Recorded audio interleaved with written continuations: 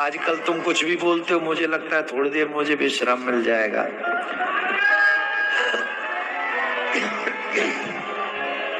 हाँ, अब से ये विश्वास है कि मेरे पाप धुल जाएंगे, जिनमें ये भाव है कि मेरे पाप गंगा माँ ने काट दिए, अब तक के तो कटी गए, उनके मन के भाव के अनुसार। अब सेल्फी लेने के लिए गंगा नहा रहे हो,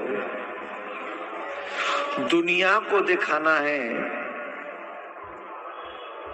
इसलिए वहां गंगा के तट पे फटी जींस में फोटो खिंचा रहे हो या आदि आदि क्रम कर रहे हो। ऐसे लोगों के पाप गंगा माँ नहीं काटेगी, लेकिन जो गंगा को माँ समझ के जाएंगे, माँ समझकर जो उसमें डुबकी लगाएंगे और कहेंगे कि मेरे अब तक के पापों को माँ नष्ट करना, तो एक क्षण नहीं होगा, आपके जीवन के समस्त पापों का नाश माँ भगवती गंगा कर देगी। राधे राधे बोलना पड़ेगा। अब ऐसे धीरे बोलोगे कैसे बात बनेगी? थोड़ा जोर से बोलना पड़ेगा। तो इसी प्रयाग में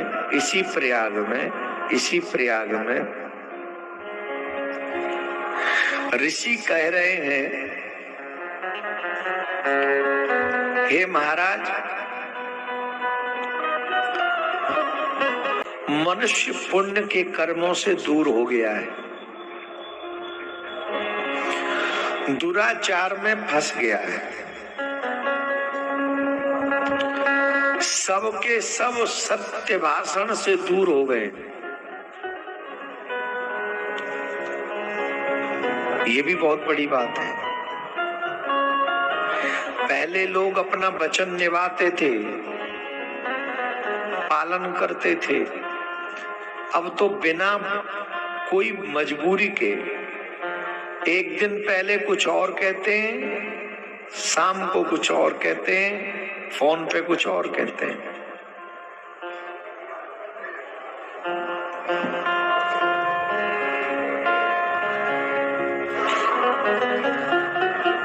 वचन के प्रति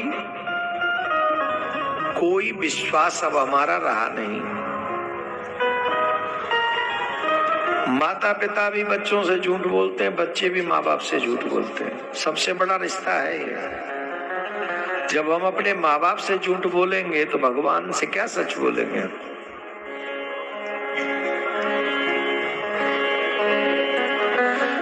असत्य बोलने से आपका पाप करने का मन करता है, और सत्य के प्रति निष्ठा होने से आपका मन धर्म के पथ पे चलने का करता है। आप अकारण झूठ बोल रहे हो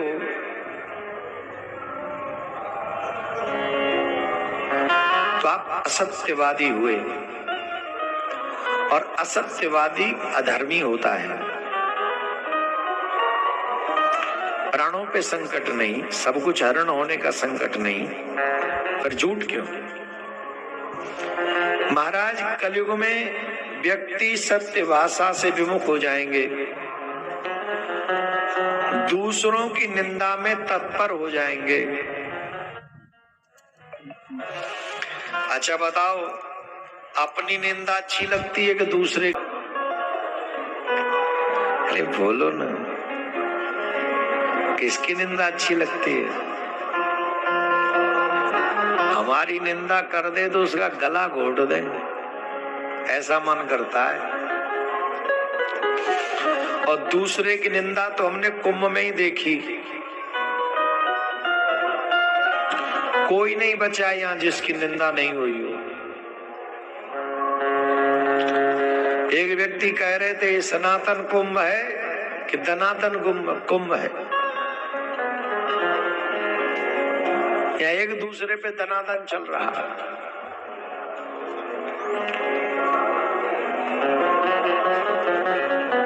सनातन के लिए जो संदेश, जिसके लिए कुंभ प्रारंभ हुआ था, जो क्या मैसेज गया, क्या यही मैसेज जाने चाहिए थे? अगर ऐसे ही मैसेज सनातन के जाते हैं कुंभ से, तो भगवान कृपा करे। अब हम बहुत बड़ी बात मन में आ रही है, बोलेंगे नहीं, बवंडर हो जाएगा।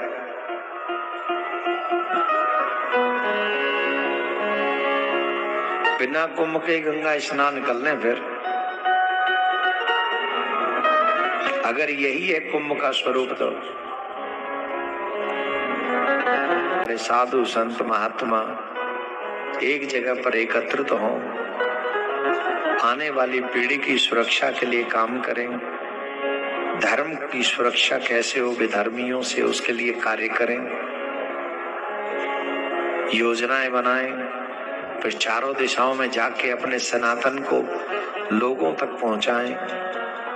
कौन कौन क्या क्या कैसे कैसे करेगा, ये जिम्मेदारियां लें। और आने वाली पीढ़ी जो सनातन को नहीं जानती है, उसे जनाएं। ये मंथन, ये विचार, ये कुंभ में होते हैं, बड़े बड़े धर्माचार्य, इसके लिए कुंभ होता था। पूरा कुंभ इसी में निकल गया। महामंडलेश्वर कौन बना, किसने बनाया, क्यों बनाया, रथ पे कौन बैठेगी, कौन बैठेगा, क्या हो गया, गजब हो गया। सनातन इन चीजों को याद न रखें, याद रखें तो एक यही कि ये हम सब के लिए श्रेष्ठ कुंभ है, और हम स्नान करें, अपने जीवन के कुछ अच्छे कार्यों को आगे करें। इन चीजों को हम लोग याद करके ही जाएं यहाँ से अवश्य। दूसरों की निंदा में, निंदा की बात हो रही थी, तो देखो हम निंदा करने में संतों को भी नहीं छोड़ रहे, धर्माचार्यों को भी नहीं छोड़ रहे, शंकराचार्यों को भी नहीं छोड़ रहे। धर्माचार्यों की भी निंदा इस कुंभ में हुई, संतों की निंदा भी इस कुंभ में हुई। तो ये वाक्य सत्य हो गया कि हमारा मन दूसरों की निंदा में ज्यादा लगता है, दूसरे की निंदा में, अपनी निंदा में नहीं। अपनी बनियान चाहे कितनी